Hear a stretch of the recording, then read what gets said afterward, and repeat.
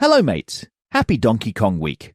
I'm your host Finley. In celebration of Bonanza releasing in a few days, I'll be releasing a few Donkey Kong videos this week. And look, I even got dressed up for the occasion. So Donkey Kong Land released 30 years ago in 1995 for the original Game Boy, but is also available to play on Nintendo Switch Online, which is how I played it. My history with the Donkey Kong series is fairly short. I played the original Donkey Kong Country when I was like 4 or 5 years old.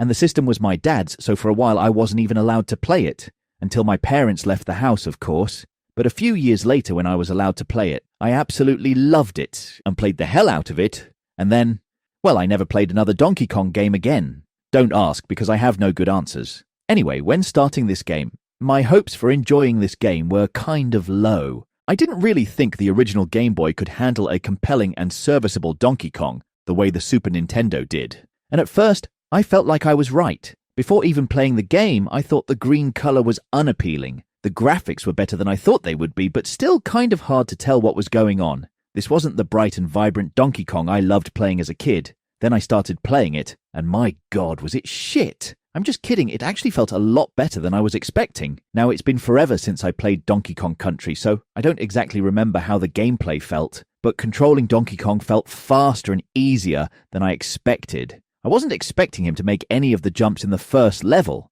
I was shocked by how high he could jump. I was also surprised by how large everything was. Since it was on the little Game Boy Color screen, I was expecting everything to be zoomed out and small. But Donkey Kong Land does the opposite and zooms in very close. I'm so glad they did this because I think this is one of the major factors that helps distinguish itself from other platformers in this era. I also feel like zooming in makes the game feel faster paced and a bit more chaotic, which can be a good and bad thing. The good is because chaotic games are more fun in my book, but also bad because, at times, it is hard to see what is coming ahead of you, or more importantly, where to go next. Luckily, this doesn't happen often, but it's still annoying when it happens. I enjoyed the 4 different worlds in this game, and was delighted by how different they were from each other. From a jungle, to snowy mountains, to underwater levels, to the big city. Each felt different from the last, especially considering the hardware's limitations.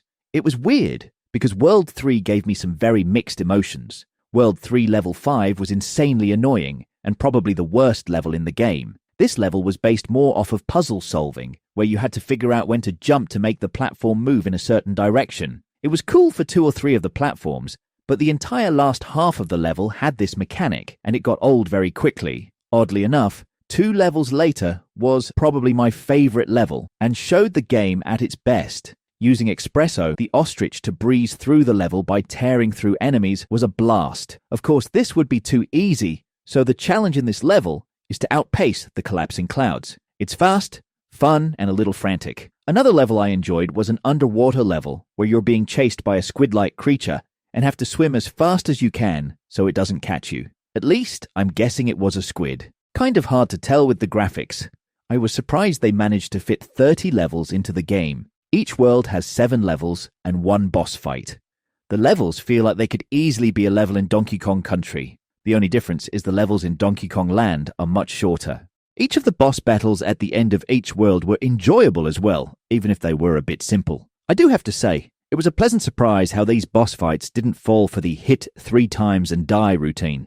You have to hit these bosses far more than 3 times, but they're still pretty easy.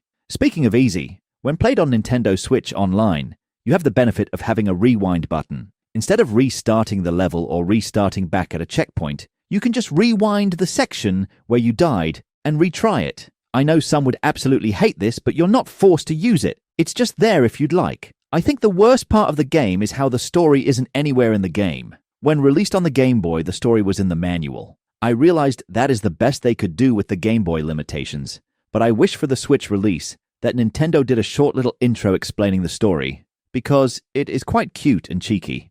If you don't feel like looking up the story, the booklet says, Donkey and Diddy Kong tell Cranky Kong all about their recent Donkey Kong Country adventure.